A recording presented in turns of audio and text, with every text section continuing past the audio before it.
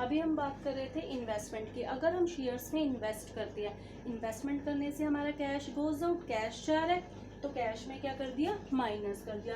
Second point आता है shares. Shares एक बिजनेस की क्या बन जाती है, एसेट बन जाती है। ठीक है, तो शेयर्स में हमारे पास कितना हो जाएगा, 5 लाख। शेयर कौन से कॉलम में आएगा, एसेट्स वाले। कौन से कॉलम में आएगा, एसेट वाले कॉलम में आएगा। यहाँ पे हमने शेयर्स अकाउंट क्रिएट किया और कौन सा किया, कैश किया। शेयर्स में आ रहा है प्लस 5 लाख और कैश में क्या हो रहा है, माइनस 5 लाख। ठीक है, ये अभी मैं आपको 0 और इक्वल टू 0 करके दिखा रही हूँ। जब आप लॉन्ग क्वेश्चंस करते हैं तो 0 इक्वल टू 0 नहीं होता, इसके अलावा कोई और डिजिट निकल के आती है। क्योंकि यहाँ पे हम सिंगल ट्रांजेक्शन्स कर रहे हैं तो इनके इफेक्ट क्या आ रहे हैं, 0 आ रहे हैं। ठीक है, तो हमने ये ट्रांजेक्शन सीख ली इन्वेस्टमेंट की। नेक्स्ट हम कर रहे हैं डिविडेंड रिसीव्ड। कौन से ट्रांजेक्शन्स कर रहे हैं, डिविडेंड रिसीव्ड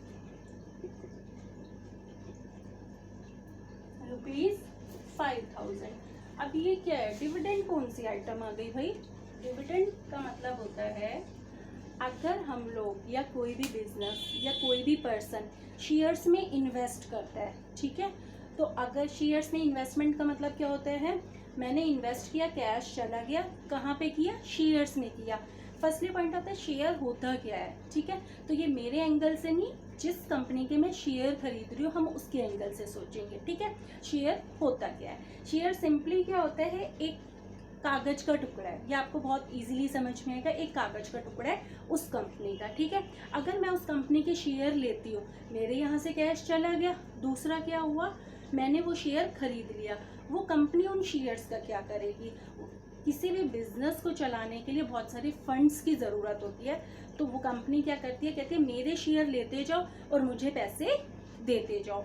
ठीक है, तो मैंने क्या किया, उस कंपनी के शेयर ले लिए और बदले में उसे क्या दे दिया, कैश दे दिया। तो मेरे पास उस कंपनी के क्या आ गए, शेयर्स। और शेयर बेसिकली क्या है, एक कागज का टुकड़ा है। ठीक है, यानी फ्यूचर में अगर वो कंपनी ग्रोथ करेगी, उसके प्रॉफिट्स हाई होंगे, तो उसमें से कुछ हिस्सा मुझे भी मिलेगा। मैं उस कंपनी के कागज का टुकड़ा ले जाके उन्हें दिखा दूंगी शेयर, और वो मुझे क्या दे देंगे, उसके बदले में प्रॉफिट में शेयर दे देंगे। यहाँ तक पॉइंट क्लियर है। ठीक है जी, तो अगर मैंने किसी कंपनी का शेयर लिया है तो वो मुझे कुछ ना कुछ तो देगा ना प्रॉफिट के बदले में। वो जो मुझे उससे प्रॉफिट का हिस्सा देता है, तो उस पार्ट का नाम होता है डिविडेंड। मैंने क्या किया, उस कंपनी के शेयर खरीद लिए। जब उस कंपनी में प्रॉफिट बढ़ा तो मैं शेयर का टुकड़ा लेके चली गई, भाई देखो मैंने आपकी कंपनी के शेयर खरीदे हैं। तो वो मुझे बदले में क्या देंगे, प्रॉफिट का एक हिस्सा देंगे जिसका नाम होता है डिविडेंड। तो शेयर के प्रॉफिट के बदले जो मिलता है उसे क्या बोला जाता है, डिविडेंड बोला जाता है। डिविडेंड रिसीव हो रहा है। ठीक है, तो मैं कैश को क्या कर दूंगी, इंक्रीज कर देती हूँ। तो यहाँ पे कैश को क्या कर दिया, प्लस कर दिया। ठीक है, डिविडेंड मिल रहा है। डिविडेंड बेटा कौन से नेचर का आता है, इनकम नेचर का। एक्सपेंस और इनकम के नेचर के कोई भी आइटम्स होते हैं अकाउंटिंग इक्वेशन में, उन्हें किस नाम से डील किया जाता है, कैपिटल के नाम से डील किया जाता है। किस नाम से डील किया जाता है, कैपिटल के नाम से। एक तरफ तो आपने कैश इंक्रीज कर दिया, सेकंड अकाउंट कौन सा इफेक्ट करोगे, जैसे हमने पेड रेंट के केस में किया था।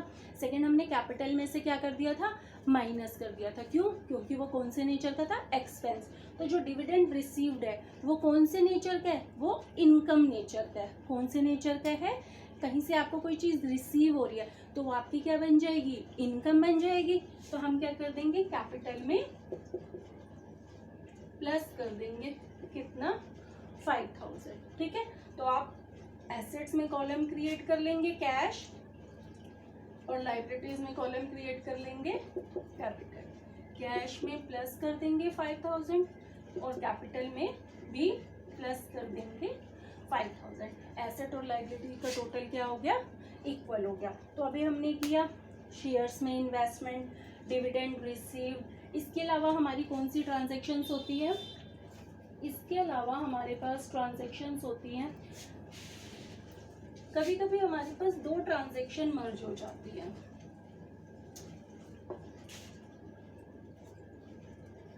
ठीक है। कभी कभी क्या होता है हमारे पास दो ट्रांजेक्शन्स मर्ज हो जाती हैं, जैसे